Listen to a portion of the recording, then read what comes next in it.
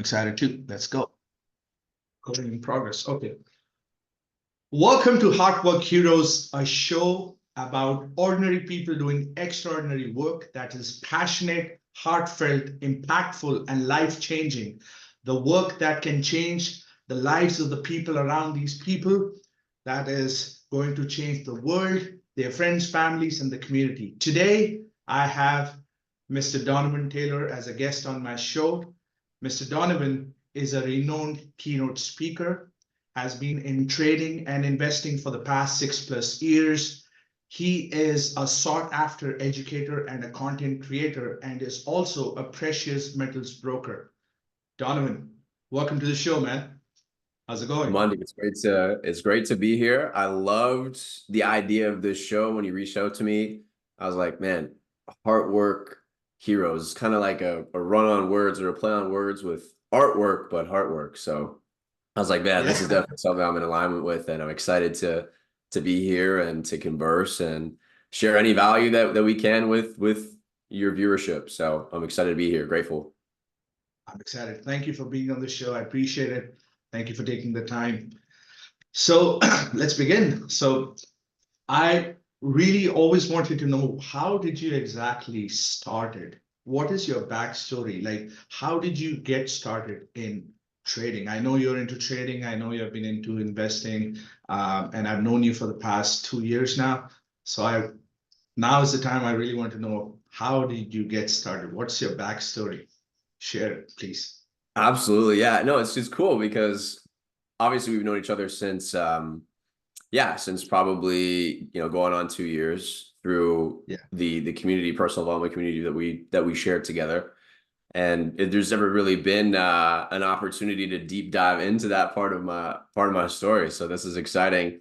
It's actually a really interesting story. So in my high school experience, I had this experience with a good friend of mine who, at the time, we were both in a lot of the same classes in high school, a few, electives that we chose together, good friend of mine. And we're in the computer lab, we're working on this project, or supposed to be working on this project. You know how it is, you're in school as a kid in high school, and you're supposed to be working on a project in the computer lab, but you're just messing around with your friends and not really doing any sort of work. That was what was happening that day. And he was sharing with me some of what he was learning with his parents. His parent, he comes from a upper class family, far better off than my family, than a lot of families, that were at our school at the time. And he was sharing what he was learning about the stock market. And so the entire period, it's about an hour and 15 minutes, were just really diving into the stock market, and he's sharing all these different things with me. I had never been exposed to anything like this, not even investing to any sort of extent at this point. And so this was a seed that was planted in high school with me. I was like, what? This is crazy. You can put your money to work for you. This is wild. Make more money with your money that you're already earning. This is crazy. I'm 17 years old at the time, grade 12. And that was a seed that was planted, that it was like it was planted and then forgotten about. It's literally like a plant. You plant flowers and then you just go about your business. It's almost like you forget about it. But then as time goes on, a beautiful flower blooms and it comes to the surface and you're like, whoa, I almost forgot I planted that flower. Obviously you should be watering it if it's an actual plant. But in this case, it was something that came back to the surface and back into my field of awareness about a year later. And that fascination that I had in the computer lab was something I then took action on in 2018, when the world of cryptocurrency, really blew up on a social media scale. So things like Bitcoin, Ethereum, it was not the first time that these things had really gone on a crazy run, but just on a social media, like really big scale, it was coming to the surface.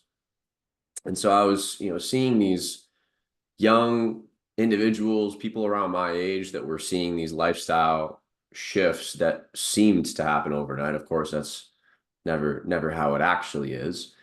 But that was what inspired me to get involved in this space. And so I started, as soon as I turned 18 in 2018, to open a broker account and just start to dabble. And that, one thing led to another. The opportunity and the learning experience was something that I was super in alignment with and just kind of ran with. And I was in no position in my first, 3.5 years to be profitable to a point of making ends meet. And, the inspiration of being able to kind of have a skill set like trading and investing to be able to do it from anywhere around the world was very appealing to me. I love to travel, as you know. Who doesn't like to travel? Get out of your usual environment and experience new things. And so for me, I was in a position where that was something I really wanted to do, was just travel a lot and be able to create a source of income from anywhere around the world. And so trading was that vehicle. And so I was determined, man. I was willing to do whatever it took. And here we are, almost 6.5 years later, and never looked back. Never looked back. Yeah, that's amazing to know that you started really early. And I believe your age right now is like 24. You're 24, 23. Okay. Yeah, 24. Yeah. So you started at 18. I remember when I was 18, I had no idea what I was about to do, to be honest. But I had this one thing in my heart, which was I am going to be doing something which is not something that everybody else is doing in my circle. Like everybody else was just into like getting a job and do whatever. Yeah. But my circle, I decided, you know what, that's not the case for me. I have to do something else. And I actually joined the military. So I was in the Indian Navy, did all that, had fun being into submarines, learned some torpedo stuff, good stuff. So yeah, that's good. So you said that your family was like slightly like when you like all of us, right? We are not from the we don't have the, I would say, the luxury of people who are from the upper classes. We didn't have that. So who all were there? Who all are there in your family, and what exactly was the, if you don't mind me asking, like what is the background when it comes to like the family, when it comes to what kind of jobs or businesses uh, were your family actually were a part of? So I just wanted to know that. Yeah, no, it's a great question. So I come from a phenomenal upbringing. My parents were full of love, and everything that they did was revolving around me. The decisions that they made, the jobs that they had, the support was there 100%. I'm very grateful and blessed for that. They actually ended up separating and officially divorcing throughout my childhood. And so I would Mhm. spend about a week, here with my dad and then a week there with my mom, and I would go back and forth. And it was, even that was done in such a amazing way. I know for a lot of families, that sort of an experience isn't something that is, looked back on in like a good way. So it was something that was done very effectively. The way that they ended up separating, at first, it was a slow and gradual shift to eventually my mom moving out and getting her own space. And then doing the whole back and forth was something that I actually really enjoyed, because you're going to laugh at this, because my mom was a lot more like strict. I go like this, not, there's nothing physical about her parenting, but she was more strict. So it was, there were certain things that she would be more on my case and just wanting the best for me. But me, and being a teenager and wanting to do and explore certain things, she would be a little bit more rigid on.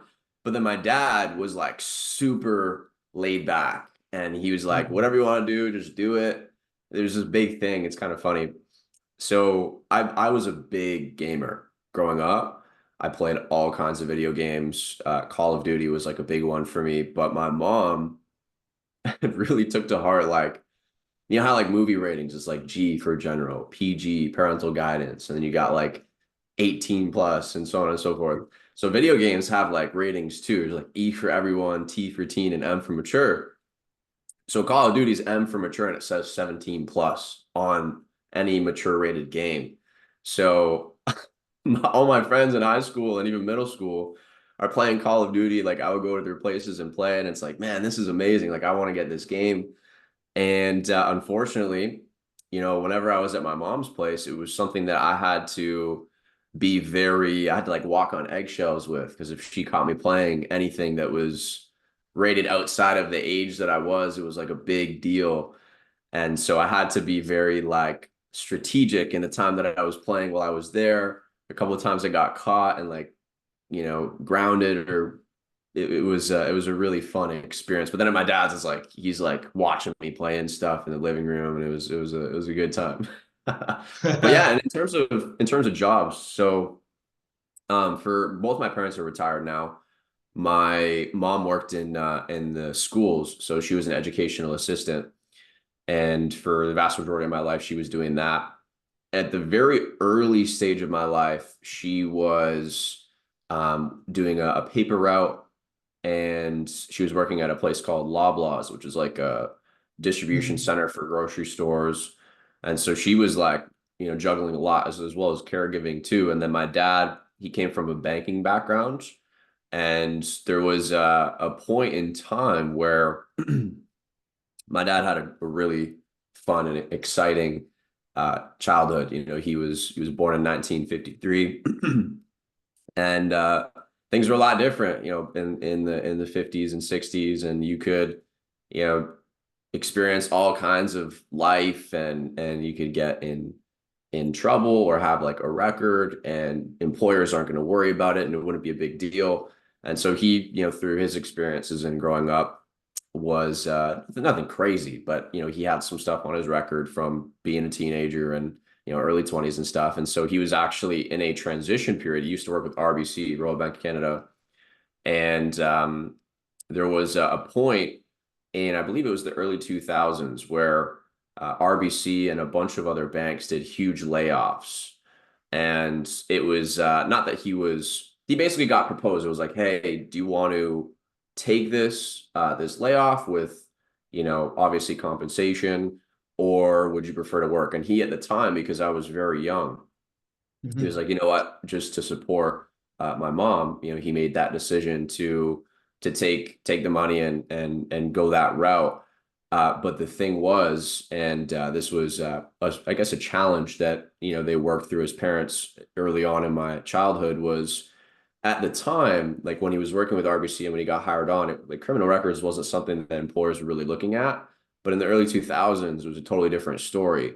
So for him to take that layoff and that income for the layoff, he was good for that period of time. But then when it came time for him to get employed again, it was a lot more challenging and difficult for him to get a job that was in the same, I guess you could say, on the same caliber.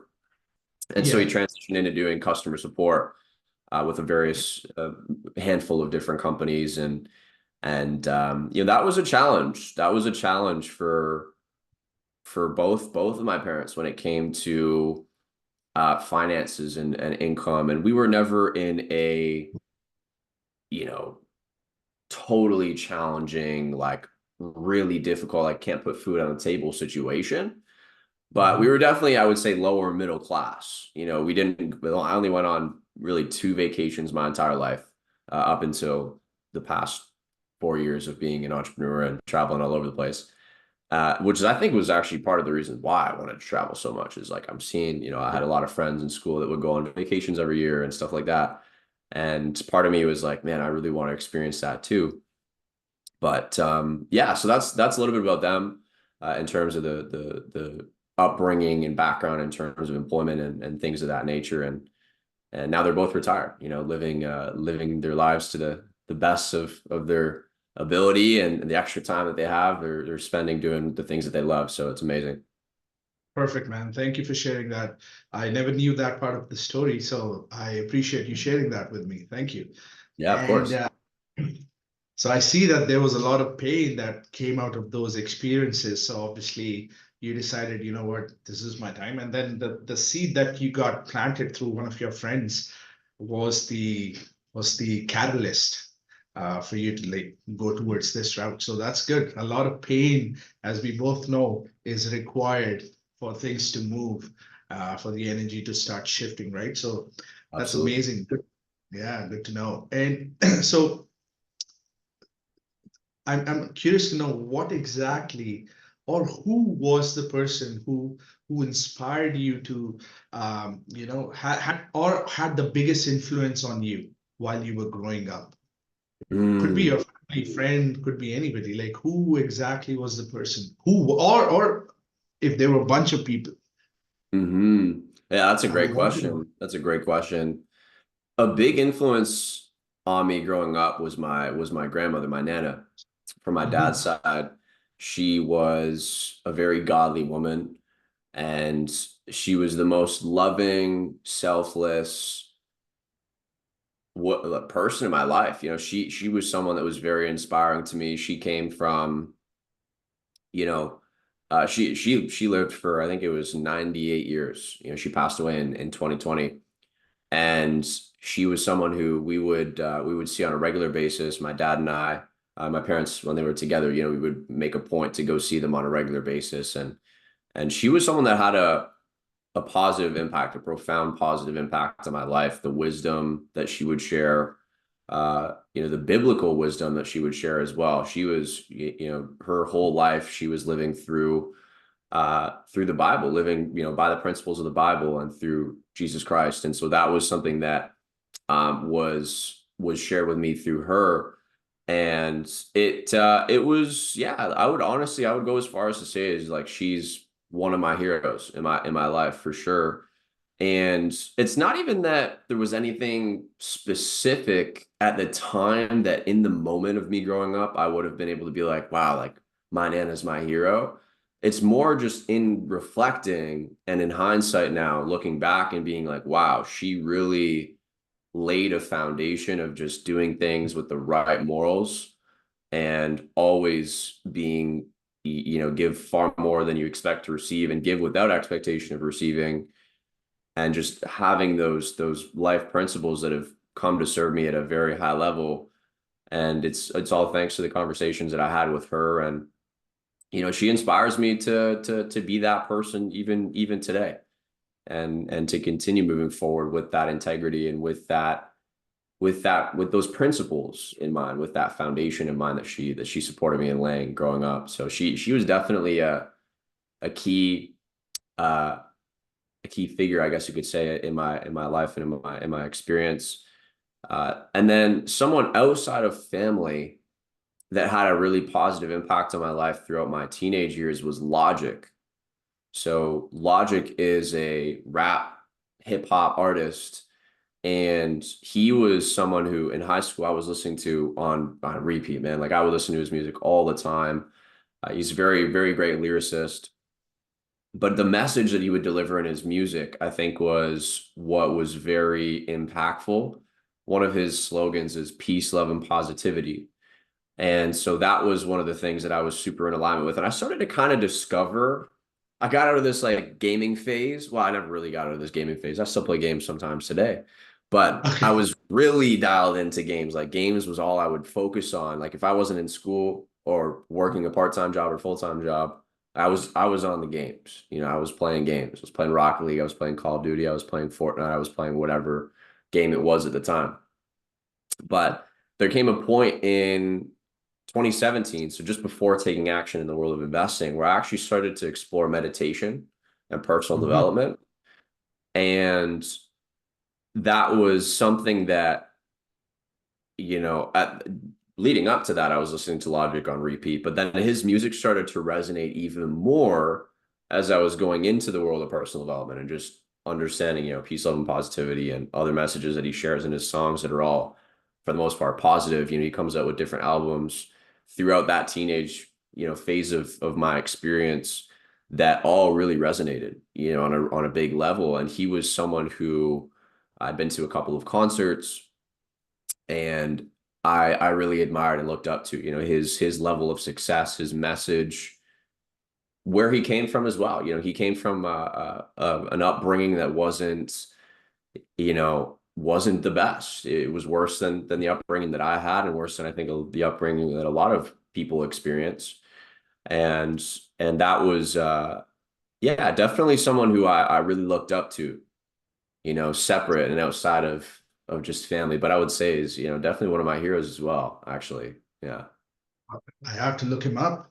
I've never heard of that name, to be honest. My growing up years was all about Snoop Dogg, 50 Cent, all of that. I was like, those were my Oh yeah, years. yeah. Listening to that music. And then a lot of it was also Guns N' Roses and Metallica. So for my upbringing, it was all about that. So Great artists, man. Great artists, great music. great music. It actually got me into learning music. I learned a bit of guitar, went into learning some singing too, and then yeah, things I like doing all that. So that's fun stuff for me. But yeah, I mean, so your nana was somebody who who changed and shaped you, and you do give a lot of your morality or the principles that you live with to your nana. So good to know. How grandparents shape their grandkids is something I've always paid attention to. My grandma, I could never see my grandfather, my from my dad's side, and my mother's parents were, I think I don't even remember a lot of I don't remember a lot of times that I met them because I was really young when I lost them. Mm, However, um, my upbringing till I would say till I got married and I lost my grandmother a couple of years ago now. She was 94 when she passed away. mm. So my upbringing was with my grandma, and I have some good fond memories of how we used to have fun, and it's just amazing times, to be honest, with the grandmother there. So that was amazing. That was good. That's So yeah, awesome. good to know. Good to know. So since you got into investing and trading, right? Have you ever tried any other business or yeah, did you? Yeah, for Or sure. I've yeah. dabbled a little bit in drop shipping, very, Mm. very minutely. It was Okay. while I was also trading and investing. There was a company that I was working or not working for, was a part of, I guess you could say, affiliated with, that actually Uh, came out with a drop shipping program and opportunity that I dabbled with for a few months. It was never something that I made the decision to really go all in with. It was more so just something that I wanted to explore, very just more so out of curiosity. And so that was something that I did for a short period of time. And then separate from that, there's been a couple other opportunities that I've explored in the world of sales, mhm. um, direct sales. There was a couple, yeah, a couple offers or products that I've worked sales positions for, but not necessarily like you're paid, as an Yeah, employee, but more like commission roles. And yeah, so, yeah, I've explored a couple of those, and the products are great. Services are fantastic. And I think it really just came back to, the jack of all trades is a master of none. The person yeah. who's trying to do everything is probably not actually accomplishing anything, right? It's Anything. probably accomplishing nothing. So yeah, it's been I was entrepreneurial though growing up too. In terms of my career and like jobs is actually something that we can dive into a little bit too because it's kind of interesting. In When I turned this would have been like grade 7, so I think it's like 13, 14 years old. I got a paper route. I had this acquaintance in high school. We had a paper route, and this was a cool kind of a funny story actually. He would be that kid that would just like go out and buy everything first because he had income, right, from his paper route. He would be the first. He's like the trendsetter for things that were becoming popular inside the school. And so I was like, man, like I want to be buying all these things. I asked my parents for this or that, and I'll get it for Christmas or my birthday, but it's like I want it now. So I picked up a paper route and was doing that for probably 5 years, from basically like the age of 13 to like, probably not 5 years actually. It was more like 3 to 4. And then I actually got, a position working with the city Mhm. here, and it was camp programs. So I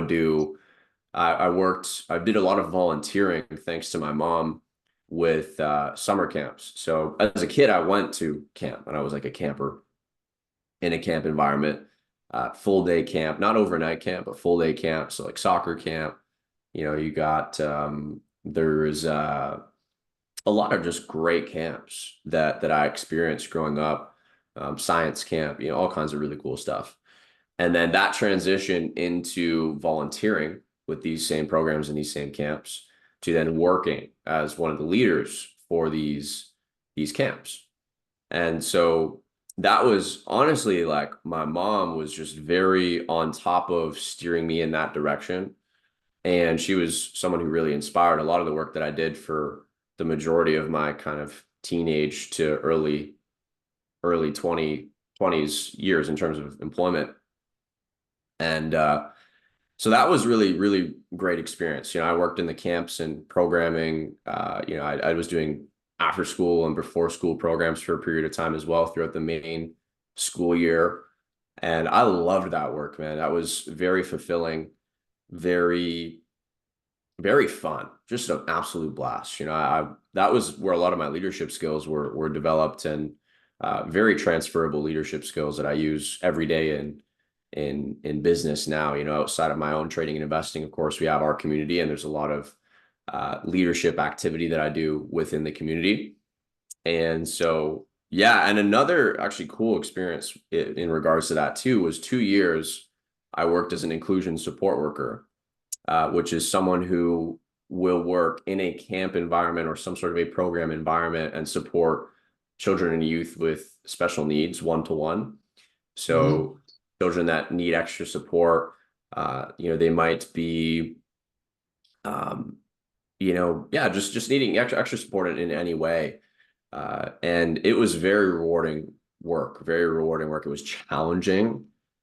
It's definitely challenging. It was a role where over the course of that period of time, and it was mostly over the summers, because the summer is like, there's lots of parents that are putting their youth or their children into programming. And so there's lots of need for support workers.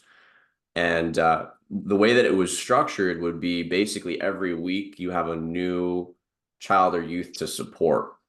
And so every week you're adapting and you're changing to the needs depending on the youth. So it was very, very fun. It was very challenging. It was very special in terms of an experience. And I credit all of that to my mom putting me into camps as a child, myself as a camper, to then encouraging me to go the volunteer route. And then, of course, the employment that came out of that and the leadership skills as a result of doing all of that work was, shout out to my mom one time for that, because it's been a very profound and positive and lasting impact on me.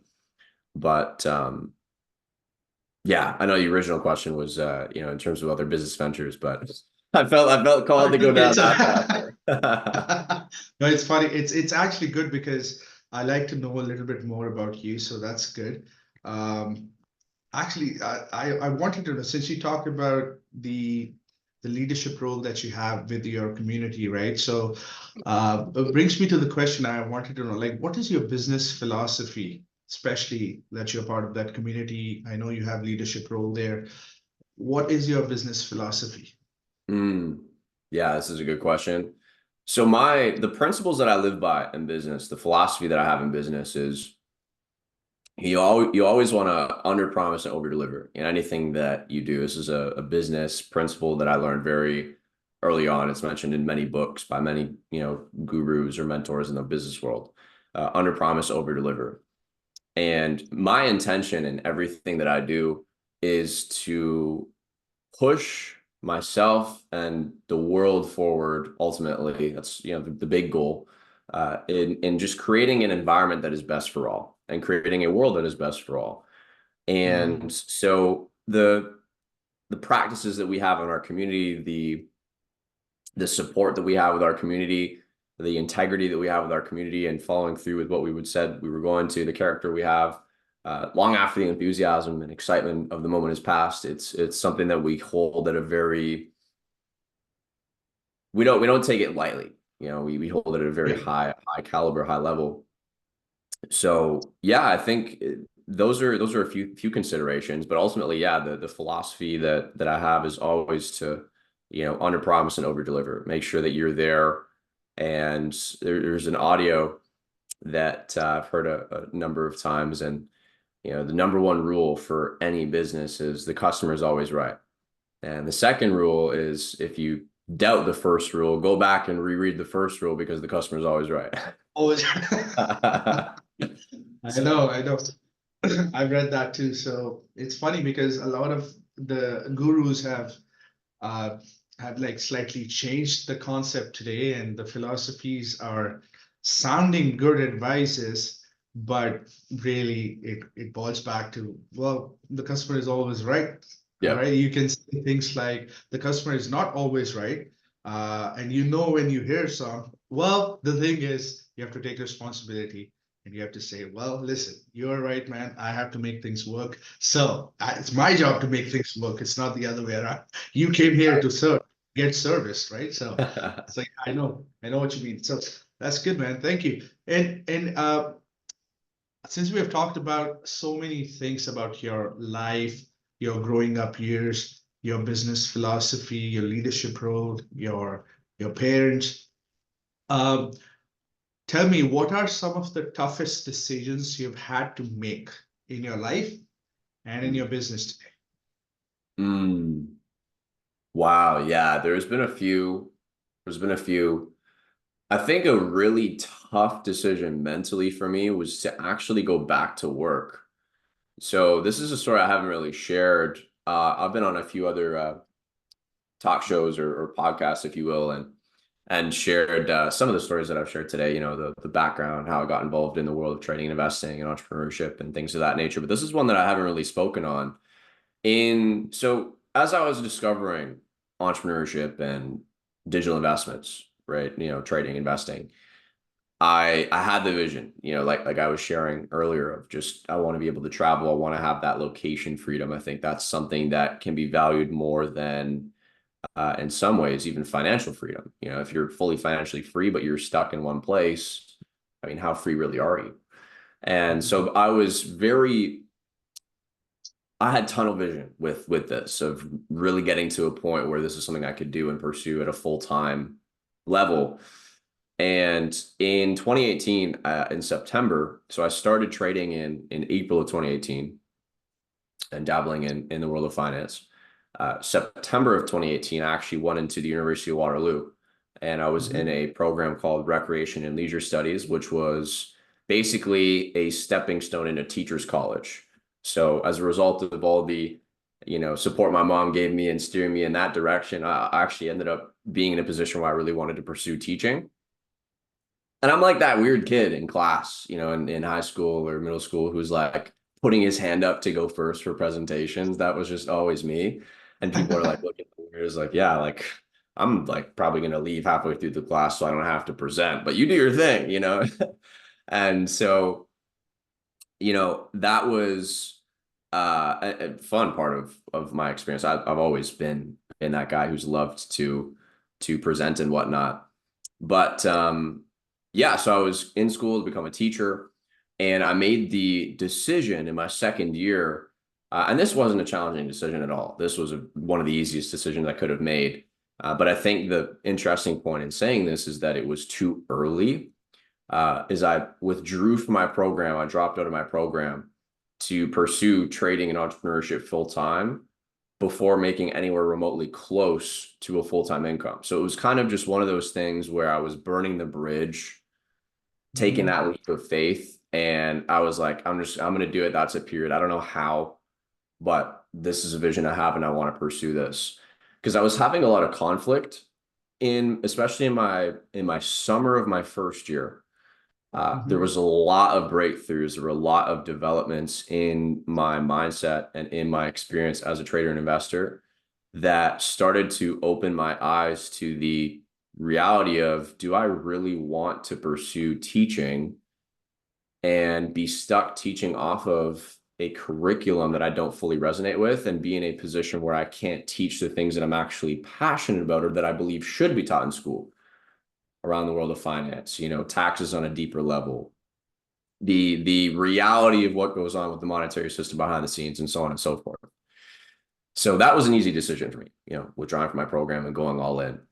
The most difficult decision for me mentally was to humble myself and come back to the reality, so to speak, of, hey, like, yeah, this is a great decision that you made, and you're, supporting a lot of people in the world of trading, but you're under a lot of financial pressure. There was a point where for me, I was more than $60,000 in debt. And the vast majority of it was credit card debt. It wasn't even from school. I was only in school for like a year and a half and had Mhm. scholarship, a little bit of tuition covered kind of thing. And so it was just a lot of, I guess you could say, poor decision making, hopeful decision making, but without any follow through, that led me into being what I would refer to as like a rock bottom place for myself financially. And that was something that I had to bite the bullet and be like, hey, listen, like, this is a bit of imposter syndrome that I'm living and experiencing right now of, I'm this entrepreneur, I'm trading, I'm traveling, and it's fantastic. The difficulty was I'm traveling on credit. I'm like living the lifestyle, but without actually doing the work to be in a position to support myself in doing it.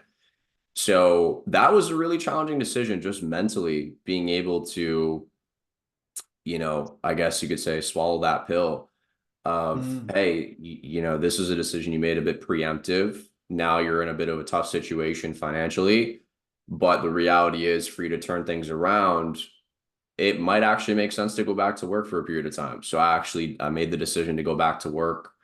I worked a couple of jobs. The most, I guess you could say, significant job at the time for me was, actually worked as a sales representative with a gym, LA Mm. Fitness. It was one of the most fun experiences I've had working. Uh, I mean, all the jobs I've worked have been fun in their own and unique ways, but that was a really cool experience, and I really love the people and the environment. But that was a really tough decision for me, because it's like, man, I really was experiencing this imposter syndrome of like, hey, I want to be this person. I'm looking like this person online, but behind closed doors, I'm not actually him, if that makes Yeah. sense. It's like I'm dealing with all this weight on my shoulders of financial pressure and the hole that I dug myself into. And so that was a really tough decision, man. And it was hard to even talk about that with people, because it's finances is one of those things that I think there's a big stigma around, Mhm. finances and money. You've got people that have tons of money and that are wealthy, that are very rich, and they're viewed a certain way. And then there's people that are on the opposite side of the spectrum, and they're viewed a certain way. And then for us as individuals, there's an element of like embarrassment or like flaunting, and there's all kinds of things associated and tied to money. It's a really touchy subject. So for me, it was tough, super tough at this time. It's like, man, I'm $60,000 in the hole, making like $1,000 to $2,000 a month. Doing the math in my head, I'm like, okay, minus like expenses that I have, like I'm gonna be in this position forever if I don't change something and if I don't go back to work. And it was something that I was fighting myself mentally for probably, a month, in just denial of like, no, no, like I can figure this out. I can create, whatever I want. I can create whatever I want, right? I can manifest whatever I want in my life. But the reality is, you can do that all better when you're not under financial pressure. And Mm. so that was one of the toughest decisions that I made, just mentally going back and forth with myself. But it actually ended up being one of the best decisions that I made, because it sent me, is like that bow and arrow analogy, right? You pull yourself back, you might be in a tough position, but then Slingshot. go and you're just Yeah. off to the races. So, I was working for about a year. And since then, haven't had to look back, and I've been in the position where this is something I've been doing full time since, so, but that was a challenging experience in my life and a tough decision I had to make. That's good to know. And you've done really well, especially when we have had those chats. I remember when we were chatting back in the day, and this was part of the conversation. I remember, but now things have changed. So, and you're following the footsteps of your mom, I see, because you are into leadership role today. You are teaching others, and you are an educator. So it's things have their own way of turning up the way we want them. eventually. Like we say, everything works out for the best of me, and it keeps getting better and better. And this is just the proof of it, right? So, Totally. great story, great story. So, what is your typical day like today? My typical day, oh man, I don't have, I would say, like a specific routine or, a morning routine, daily routine. It's like always the exact same, but I do have specific structure that I like to live by. And I will say this, a lot of it is dependent on where I am. Mhm. I've traveled quite a bit over the past 2.5 years. And so my structure has had to mold to wherever I am and who I'm surrounding myself with at the time. And based on how things are aligning, it's shifted a lot. But it's funny because I'm in a position right now. I was traveling for the first half of this year, got back to a place where I can have a bit more structure. And I have a couple trips planned between now and the end of this year, but far fewer. And I'm not going to be bouncing around quite as much.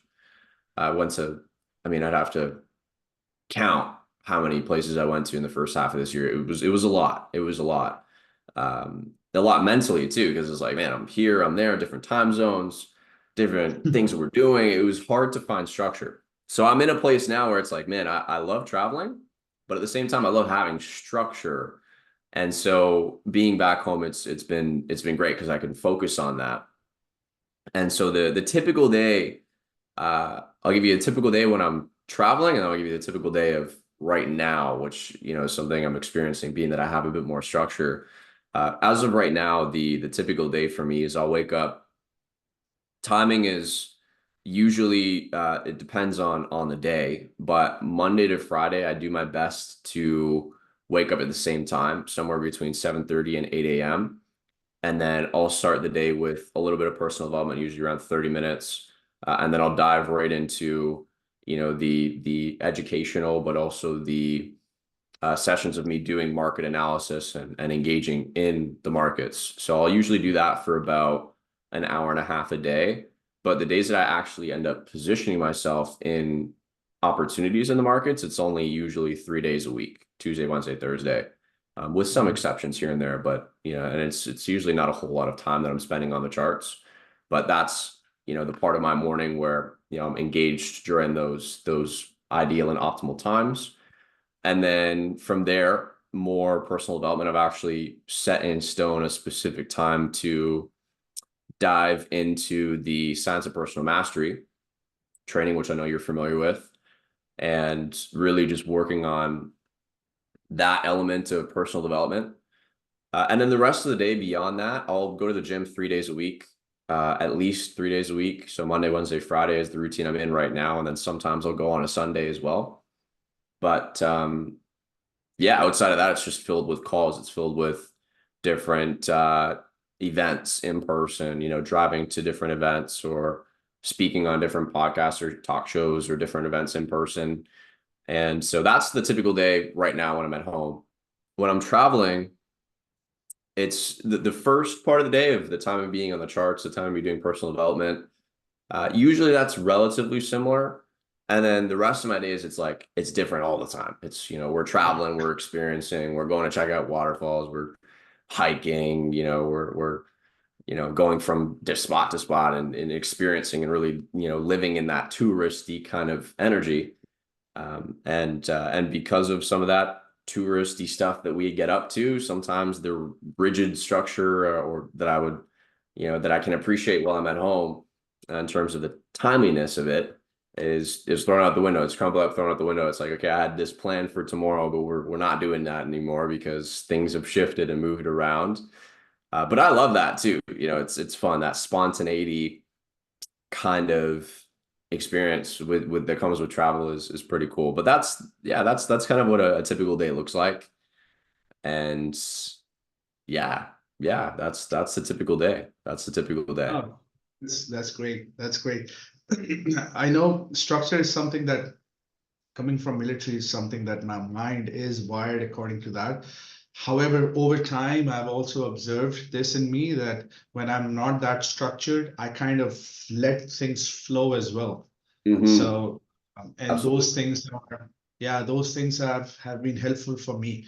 I've seen that in terms of like not resisting things, and you know what I mean when it comes to resistance. So sometimes we want something so bad that we end up resisting the flow side of things, and we Definitely. end up being, um, but being in that spot where it's not that happy and it's not that wonderful. And yeah, I know. All right, cool. Absolutely. Absolutely. Yeah, I know. All right. So, since you've had success in investing and trading and you've had this life till now, when did you exactly felt that you have made it?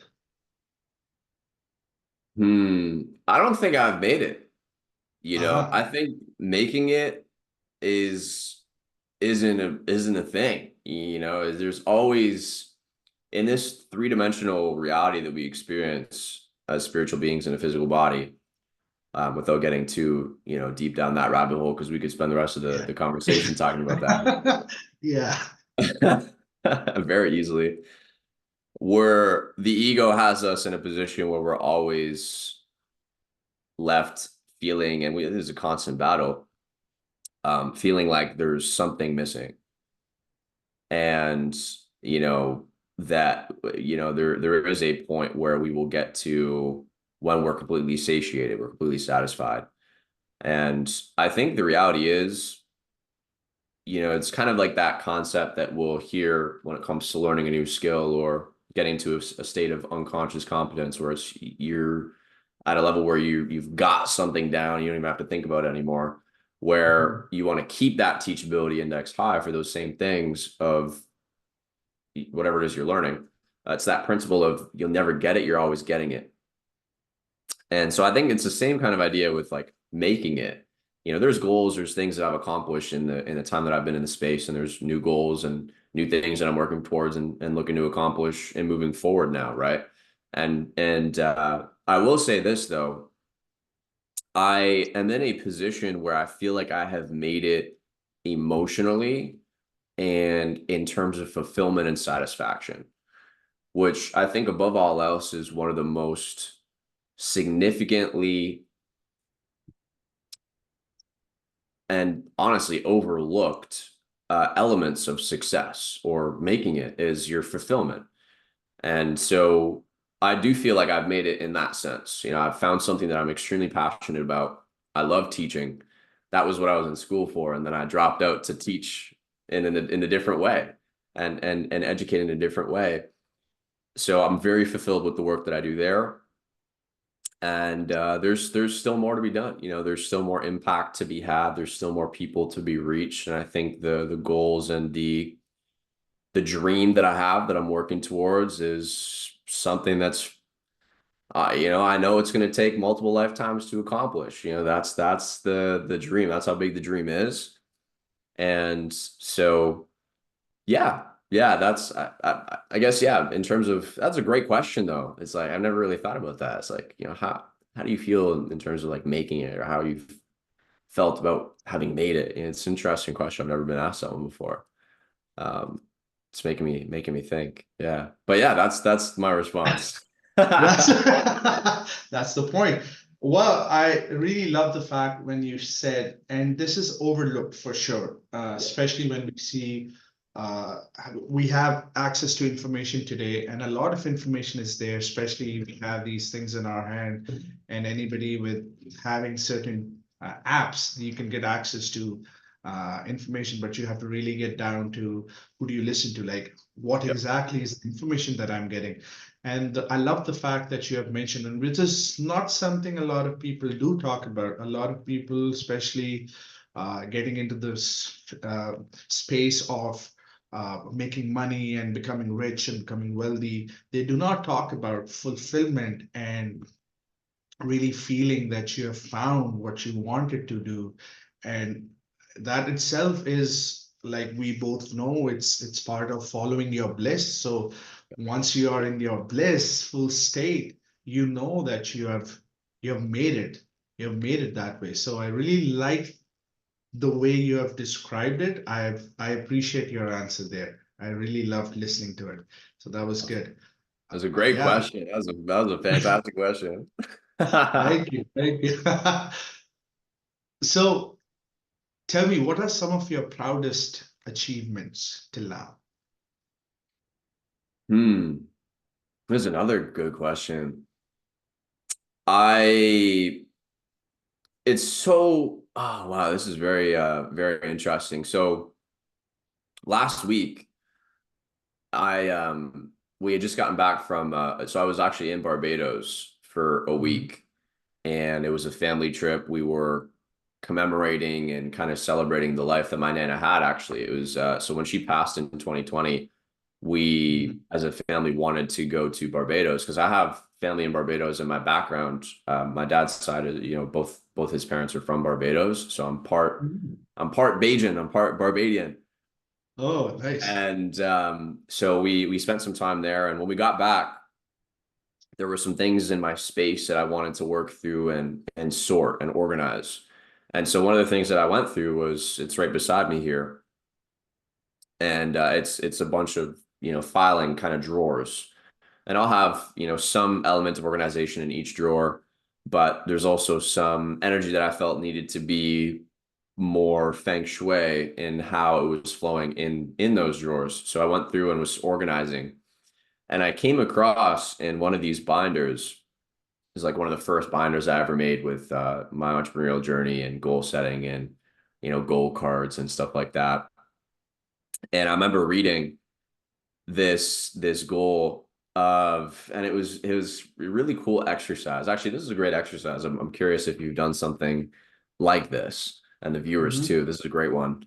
It's called the 101 Dreams exercise. Mhm. So you basically write down on a piece of paper numbers 1 through 101, and you set a 20-minute timer. And then Mhm. similarly to maybe as you've heard from different mentors or audios previously, if money wasn't an object, what would you have be do? Anything, even if it's Yeah. unrealistic, going to space, going to Mars, having a house on Mars, like anything. If anything and everything was possible, which it is, what would you want? Yeah. And so I was reading through one of my first times doing this exercise, and I got to 20. I was my thinking was very capped. I was very, at this point in my experience, limited in terms of my belief. And then Yeah. I was seeing there was like a section in this binder of other 101 dreams that came sequentially and after that. And one of the things that was at the time when I was, writing these things out, very prevalent throughout each of those exercises, because sometimes you'll there's 101 things, 101 dreams. Like every time there's going to be some different things written in there, but then there's going to be those few that stick out almost every single time Mhm. you do the exercise. And one of the things that stuck out that was in a lot of these exercises was finding my life partner, my significant other, and someone that, my wife, my backbone. And so I think one of the coolest things that that just look, it's so, that saying, it's so easy to connect the dots looking back than, you trying to connect the dots and looking forward. It's so true. But those were things that I wrote down, and the significant other was a key one in my life at this time, and for a number of different exercises, doing the 101 dreams. I used to do it like once a month at this time in my life. I should actually get back on the track of doing it once a month. It's a great exercise to do. Yeah. But that was a very prevalent one. But it was also one that I wasn't attached to. It was like I'm writing it down, but it's like, oh, like I would love this, but I'm not attached to it, and I know it's going to come in the right time, kind of thing. And sure enough, naturally, organically, without me, doing so much of the activity and working towards finding a significant other, I was blessed in a trip to Montreal in September of 2020 to meet my now life partner and significant other and future, wife to be, Julia. And she was someone who was a part of the trading mentorship and community at the time. And we actually hosted an in-person event out there in 2020. So I met her for the first time there. We were just really good friends. And then I went back to Montreal once again in February of 2021. It was like the end of January into early February. Actually, it might have just been February, something along those lines, in 2021. And we had kept in touch all throughout that time from 2020 to 2021. And for me, I was just like, I was focused on business and doing my thing. She had other intentions. She was very interested in pursuing a relationship. I was that guy that just would not pick up on any sort of clue that she was like, hey, there's an interest here. You know, I'm talking about XYZ thing. You should be picking up on this. Like, come on, man. It's a little bit sad. We laugh about it all the time, and it's a really funny funny story. But you know, that's something that I'm very proud of is our relationship. And I'm confident that, you know, that's something that I'll continue to talk about on these types of shows or conversations and podcasts, whatever the case may be. You know, we've been happily together for 3 years, going on 4 years. And yeah, she's been a great support. She's been a great support. And our relationship's very unique too, you know, and just how things came to be, but also how we've managed things over the past 3 or 4 years. It's very special. So I think that is the top of the list. That is Top of the beautiful. That is Yeah. beautiful. That is amazing. And I've met Julie, I think once. This was when we met at the chapter meeting. But Yeah. yeah, this is amazing. Good to know. Good to know that I love the fact that yes, you are into the game of finances, but you're so rooted. I love that fact. You're rooted Mm. into the like your feet are on the ground. It's like you know what I'm saying, right? Absolutely. There's I do feel the energy is pure, it's raw, and it's loving. So that's amazing. That's good to know. Good It's to know. heartfelt. It's hard work, you know? Yeah, Artwork. absolutely. And it's Absolutely. going there, it's going there, it's going there. That 100%. was my intention for the show. So that's amazing. What advice would you like to give to young entrepreneurs, people who are in your shoes today, or somebody who wants to start not knowing what to do, right? You're 24 today. What would be the advice that you would want to give to, let's say, your younger self? Mm, yeah, definitely. Great question. If you want something different, you have to do something different. My biggest thing in coming out of high school was allowing myself to feel, regardless of what my parents wanted for me, regardless of what anybody else wanted for me, to really feel and align myself with what I desired. And I realized very early on for myself that, hey, if I want something different and unique, like what I'm currently experiencing, I'm going to have to do something a little bit different and unconventional. So I think for the vast majority of people that are hearing this, or you know, if I could have a conversation with my younger self, I think I would have encouraged the doing of something different to get a different result earlier, and the exploring and not being in that state of like fear, or not fear, but well, maybe yeah, certainly to an element, you know, kind of that fear or nervousness of trying something new, but have faith, you know, have faith in making a leap of faith or trying something different, and just know that the universe or God, or however you feel in most alignment with, uh they've got you. The universe has got you. God's got you, you know, and whatever decision you make, there are no bad decisions. Everything happens best case scenario, you know. And I think another big piece of advice is identify what you want. What's your ikigai? What's your Oh, ikigai? Ikigai it's a Japanese coined term, and it's four different things. So it's, you know, what do you love doing is a certain element. Another element is what do you do at a very high level? What are you very good at? What creates the most impact, or what can create the most impact And then the last element is, of course, can you make ends meet, and is there a good opportunity financially in that space? Those are the four basically elements of an ikigai. So an ikigai is it's kind of like a Venn diagram with all four of those things. And it's like the center of the Venn diagram. That's the thing. Then maybe, explore and figure out what is that thing. And if you don't know, that's okay too. All the more reason to try and do new things and experience new things. But identify that thing and then find someone who's already doing what you've identified in the middle of that as your ikigai, and link arms with them. Yeah. Do what it is that they did when they first started.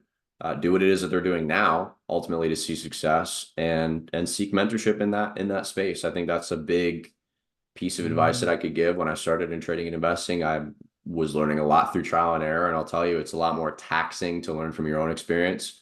It's a lot better, and you'll go through the levels of experience at a far more accelerated pace when you're learning through other people's experiences in that field. So that's a few tidbits of advice that I would give my old self and to anybody that's listening. Amazing. I love the fact that you mentioned ikigai. I've heard of that term. I just never knew what it meant. My sister told me the other day, actually a couple of months ago, to be honest, she was reading this book, and the book is called Ikigai. So she was reading it, and she mentioned, like, brother, you should read this book. And I never paid attention to it, being the way my sister and I, whatever she says, I'm like, yeah, whatever. So it's that family dynamic. Yeah, totally. And now that I've heard from you, it made sense why she was telling me to read the book. And I think I have to pay attention to that book. So that's amazing. So what are the top 3 lessons you have learned in your entrepreneurial journey? Top I 3 know we have lessons. shared some. But what are the top 3 lessons? Number 1, and this is in no particular order, is don't settle. Don't settle for anything less than what you love. Don't settle for anything less than what fulfills you. Don't settle for anything less than what you know you deserve. We live in the most abundant environment, worlds, regardless of what they tell you, regardless of what we're programmed with. Don't settle. That's the first one. I think second one is kind of tying back into the advice that I would give my younger self and the audience is find a mentor, find a community. I think a community is really, really amazing as well. Usually you will find with a mentor or some sort of community that you can surround yourself with like-minded people. It is a very significant lesson from my own experience because I spent a year learning things through trial and error and just on my own. And in a fraction of that time, I would say like 3 months of being linked arms with a community and mentorship, I learned far more from that 3-month period than I did in my full year first starting out. And the progression was exponential. So second thing, absolutely understand the importance and the significance of having a mentor and a community to surround yourself with like-minded people. And then number 3, a lesson, top 3, number 3, the lesson that I would share: do the right things long enough consistently. Do the right things long enough consistently. Don't confuse activity with accomplishment. Be doing the right things to push the needles forward and working towards your goals. And eventually, by consequence of you doing the right things long enough consistently, you will get to that desired destination or that thing or whatever it is that you're desiring. Yeah, that's awesome. Third one was the biggest one for me, and for quite some time it was something that I always paid attention to, like what is the right thing for me. And you've been there, right? No idea what is the right thing for me, and that's where the trial and error. But I love the fact that you're mentioning it's always good to be around people, join a community of people, like-minded people, and you become the average of the 5 people you spend the most time with. So you become Absolutely. that. It's going to happen anyway, right? So where do you see your business in the next 5 years, Donovan? Where do I see my business in the next 5 years? So, oh man, this is okay. Thought-provoking, I guess. Based on where we're currently at and what's currently on the radar screen, and there is so much more off the radar screen that could shape where the business is in 5 years. But I see us as being the biggest, if not, or sorry, one of the biggest, if not the biggest, community of successful, profitable traders and investors. Educational, value obviously being provided, and just supporting a lot of people and seeing success in the field. That's where I see us, going. We're on that trajectory, and I can see that coming into fruition in the next 5 years, being kind of like the number one. Because there's other companies, there's other platforms that we would see as like quote competitors, or and so on and so forth in the industry. But I think what separates how it is that we're moving, it is hard work. It's hard work. We're doing it with the right morals. We're doing it with the right intention. And I think that's something that in the next 5 years is really going to increase the gap, so to speak, in terms of the other companies that are out there. And personally, one of my goals is to support, 1,000 people to create six-figure incomes. And through, I mean, that, not that six-figure income needs to come solely through the world of trading and investing, but just support 1,000 people to create 6 figures in income through different business ventures, and of course, sprinkling in some different investments and trading opportunities in there too. So that's where I see myself in 5 years, as well as the business. That's perfect. Good to know.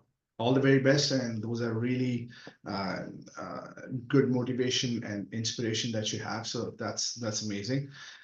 And since you've been into Bitcoin and investing in Forex space, right? So what are your predictions for this space in general? Yeah, I think for crypto, more specifically Bitcoin, cryptocurrencies, it's going to be very interesting where we are in the next 10 years.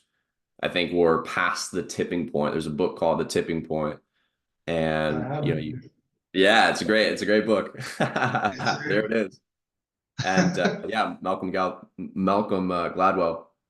Yeah. And so there comes a point where with any sort of disruptive technology or new innovation, there is a tipping point where once there's a certain amount of adoption or a certain amount of utility or use or whatever have you, there's no preventing the inevitable. You can't stop the inevitable, basically. And so with the world of blockchain and cryptocurrency and Bitcoin, which all of those go hand in hand with one another and are all related, we are past the tipping point. And so the reality is this technology is going to be more mass adopted around the world. Yeah, it's a great investment opportunity and vehicle, but it's more than that. It's a technology that's going to provide real world solutions to real world challenges. And I would even go as far as to say problems. So that's where I see the space. I think it's something that people, maybe they don't want to learn right now. I don't feel called to learn it right now, but by consequence of it being mass adopted, it will be no different than people having to learn how to use these things that we call credit cards and debit cards. There will come a point where that learning experience is a household universally experienced thing. So that's where I see the space going. And then foreign exchange, it's interesting to talk about, where the monetary side of things is going, right? Currencies, Canadian dollar, US dollar, Japanese yen, and British pound. But to keep it, to consider brevity and keep this brief, I'm very curious to see how the monetary system shifts as a result of some of the disruption with the world of crypto, but also just outside of that, with the monetary system being built off of nothing of real value. I think there's a change, a swing in the pendulum from quantity currency back to quality money that needs to take place. So, when President Nixon, when he made that change, things changed obviously, and it was all the currency we have today is all whatever it is. Monopoly money, man. It's monopoly money. It's just paper. And people are giving it so much value, And I think it's just the lack of education and just the lack of know-how of how this system works. And there's always a way to win the system. And a lot of it has been mentioned by you. So it was amazing having a chat with you. This was an amazing, phenomenal episode. I really love the fact that you have shared yourself so much today with me and to the audience. Before we end this show, I was wondering, how can people reach out to you? Is there a way that people can follow you? And if they are getting in, if they want to get into the space of crypto and investing and trading, how can they reach out to you? Absolutely. It's been a pleasure to be on the show. Thank you, Aman, for having me here. And I'm excited to see the future guests and speakers as well, and continue to follow your journey. I think it's really special what you're doing. Thank you. Yeah, anybody that feels called to work with me in any way in the world of investing, mentorship, precious metals being something that I deal in as well. If you're looking to purchase physical metals or bullion, I'd love to connect. And the easiest way to connect with me would just be on my social medias. It's at Donny Dropout, DONNY DROPOUT on every platform, YouTube, Instagram being the two main ones that I'm active on. And you can also check out our website. We have an academy called Revolt Academy, or revoltacademy.com, REVOLT academy.com. And that would be the two ways to be in touch if you resonated with anything that I shared, and would love to connect further with anybody that's seeing this show. Perfect. Thank you for being on the show. It was an amazing chat, and I wanted to keep it till 1 hour, and we have been successfully able to do that. So that's good. Fantastic. Awesome, man. It was great having you today. Thank you so much. I look forward to maybe being back on the show at some point too. Let's do it. For sure. Why not? Let's do it again.